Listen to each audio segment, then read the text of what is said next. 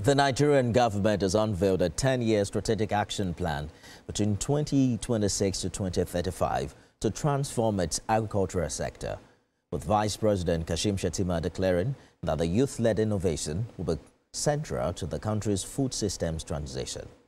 TVC News State House correspondent Femi Akande gives us a wrap-up of Vice President Shettima's participation at the second UN Food Systems Summit stocktake held in Addis Ababa.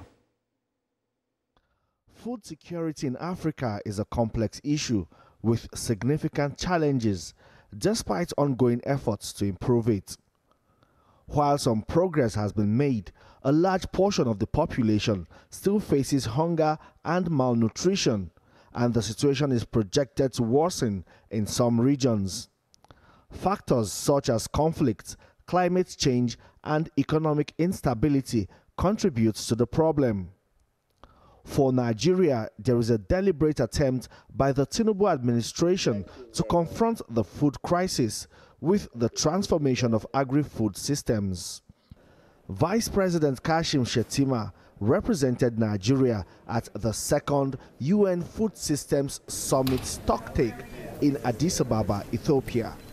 He amplified the demand for collective action against food insecurity and put a spotlight on Nigeria's integrated approach to food systems recovery, stabilization, and resilience building. In our displaced people's camps, the government took the initiative to rather empower the displaced people to produce their own foodstuff.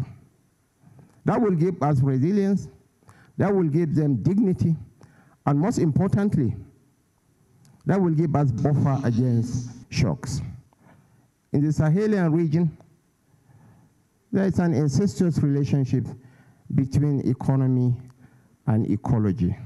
And the government has to come up with very, very robust policies and frameworks to ensure that our people do not fall into despair. The United Nations Deputy Secretary General Amina Mohammed acknowledged the growing momentum behind food systems transformation, but also warned that with just 5 years left until 2030, hunger and malnutrition persist. We need to place communities at the center of our efforts. Women grow 60% of Africa's food, but own less than 20% of the land. Young people are at the vanguard of innovative agriculture, but cannot access the financing that supports them. And this is especially the case in complex settings where perceived risk is much higher and the options are fewer. At another ministerial roundtable on food sovereignty and exploring national approaches to accelerating the food systems transition, Nigeria's Vice President Shettima talked about the Renewed Hope Agenda's priority on achieving self-reliance in food production through several bold economic reforms, particularly the declaration of a state of emergency on food security. We come to this roundtable to forge partnerships. We seek capital that understands context. We seek technology that respects tradition. We seek solidarity, not for charity, but for self-preservation.